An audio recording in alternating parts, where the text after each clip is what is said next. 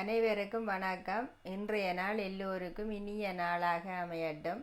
எனக்கு ஆதரவு தந்து கொண்டிருக்கும் அனைத்து நல்லுள்ளங்களுக்கும் எனது மனமார்ந்த நன்றிகள். இலங்கையில் பாரம்பரியமாக கல்யாண வீடு, சாமத்திய வீடு அதுகளுக்கெல்லாம் முதல்ல செய்கிற பால் ரொட்டி தான் இன்றைக்கு நான் செய்து காட்ட போகிறேன். இப்போ இந்த பால் ரொட்டி செய்கிறதுக்கு இந்த அரிசி இந்த பேணியால் நான் ஒரு பேணி வெள்ளை பச்சை அரிசியும் ஒரு பேணி இந்த சிவப்பு பச்சை அரிசியும் போட்டு ஒரு 5 மணித்தியாலம் ஊற வச்சு இப்போ இது இதில் வடிய வச்சுருக்கிறேன். ஒரு மணித்தியாலமாக இது வடிஞ்சு கொண்டு இருக்குது. இப்போ இதை நாங்கள் மிக்சிக்குள்ளே போட்டு ஒரு இவ்வளவாக போட்டு இதை அடித்து எடுப்போம். மாவு எடுப்போம் முதல்ல.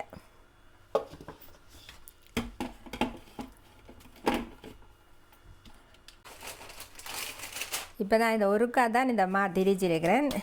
இது இருக்கா உங்களுக்கு சொல்லிட்டு பிறகு திரிப்பேன் தொடர்ந்து. இதுக்கு இந்த குருணி எடுக்கணும். இந்த 2 பேணி மாவில் நாங்கள் இந்த பால் ரொட்டி செய்ய போகிறோம்னு சொன்னால் 2 பேணி இந்த மாவும் 1/2 பேணி குருணியும் எடுக்கணும். அதுக்கு இந்த குருணியை இப்படி நீங்கள் தட்டுகள் இல்லை சுழாய் இருந்தால் சுழாயில் எடுக்கலாம், இல்லை தட்டதுகள் இருந்தால் இந்த முன்னுக்கு வர இந்த சின்ன குருணி தேவையில்லை. இதை நாங்கள் இதுக்குள்ளேயே போடுவோம் திரிக்கிறதுக்கு.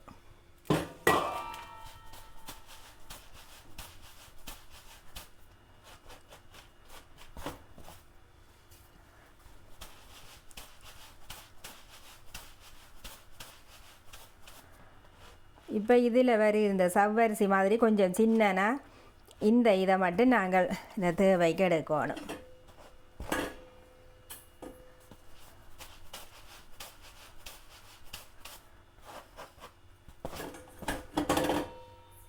இப்படி மற்றதுகளையும் திரித்து எடுப்போம்.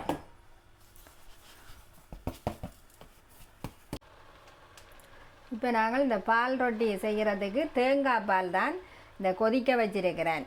இது நல்லா ஒருக்கா கொதித்த உடனே பிறகு நிப்பாட்டிட்டு ஆறுனா பிறகு தான் குழைக்கணும்.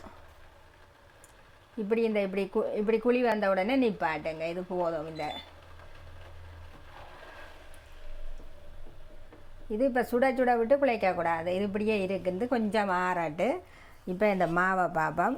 1/2 பேணி இந்த குருணி எடுத்துருக்கிறேன். இதுக்கு நாங்கள் 2 பேணி அளந்து போடுவோம்.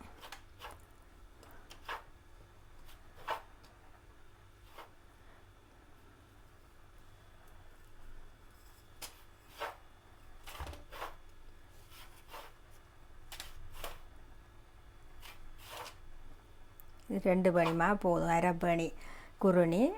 இது 2 பேணி அரிசி மாவில் அரிசியில் திரித்தது. இது கொஞ்சம் மிச்சம் இருக்கட்டும்.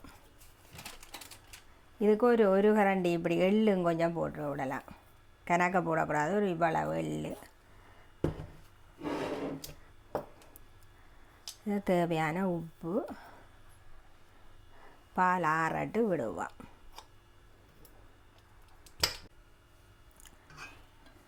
இப்போ இந்த பால் ஆறிட்டுது, இங்கே தொடுற மாதிரி வந்துட்டுது. இந்த டைமில் நாங்கள் இதுக்குள்ளே விட்டு குழைப்போம். கொஞ்சம் கொஞ்சமாக விடணும். மாவும் ஈரமாக இருக்கிறதால கொஞ்சமாக விட்டு தான் குழைக்கணும்.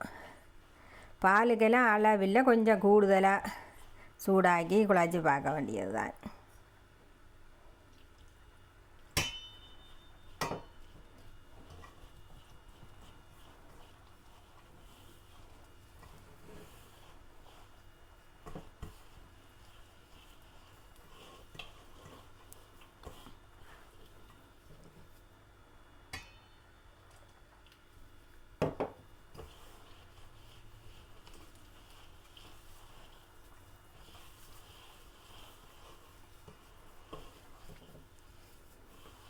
இப்போ ஈர மாவுன்றதால இந்த உடனே பால் அதிக மாதிரி இருக்குது.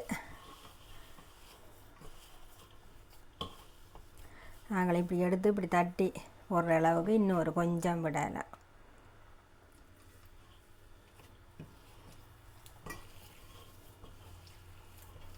நல்லா இப்படி பிணைஞ்சு விட.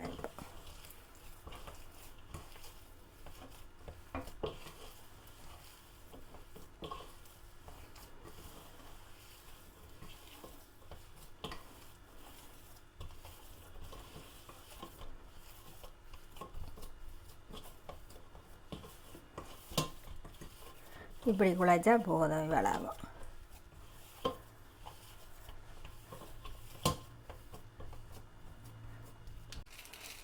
இப்போ நான் கொஞ்சம் இதை இப்படி உருட்டி வச்சிருக்கிறேன், எண்ணெயும் வச்சிருக்கிறேன், எண்ணெயும் சுட்டுட்டுது.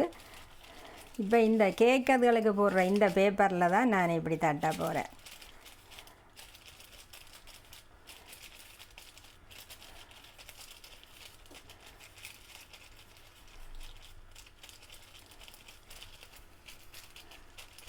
இப்படி கொஞ்சம் இப்படி தடிப்பு இருக்கிற மாதிரி இப்படி எடுத்து போடுவோம். போட்டுட்டு இப்படி எண்ணெய் கிள்ளி மேலே இப்படி இப்படி ஊற்றணும்.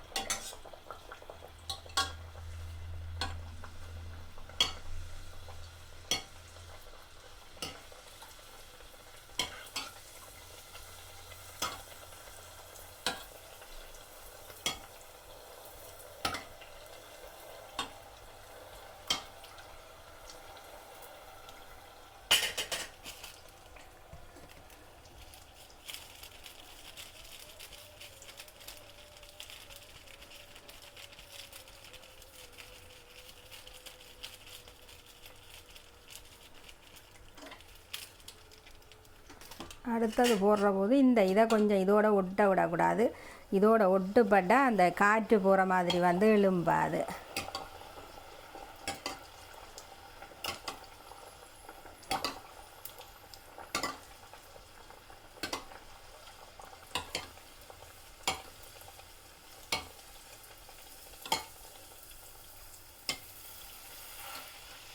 இதான் இதை திருப்பி விடணும்.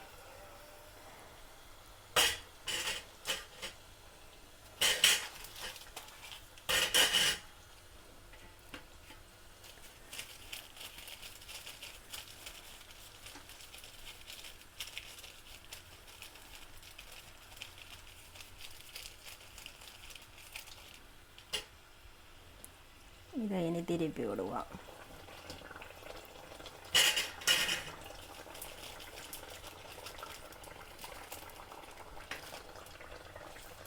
இந்த இதுகள் முட்டுனா பிள்ளை.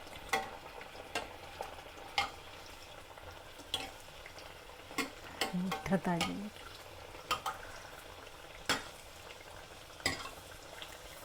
அது எலும்ப விட இல்லை. இது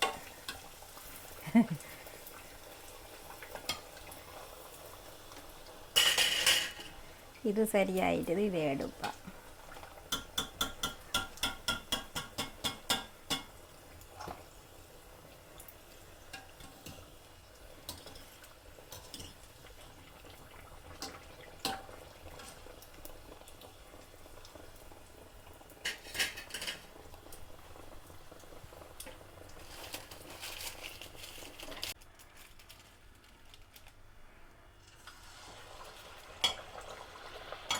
ஊது ரொட்டி 2 பேர் இருந்து செய்கிறது நல்லது. அந்த 2 போட்டு விட்டோன்னா ஒன்றோடு ஒன்று ஒட்டி அது நாங்கள் பிரித்து எடுக்க போனால் அது கொஞ்சம் காற்று போயிட்டுதுன்னு சொன்னால் எலும்பாது. இப்படி ஒன்று எடுக்கிறது நல்லது.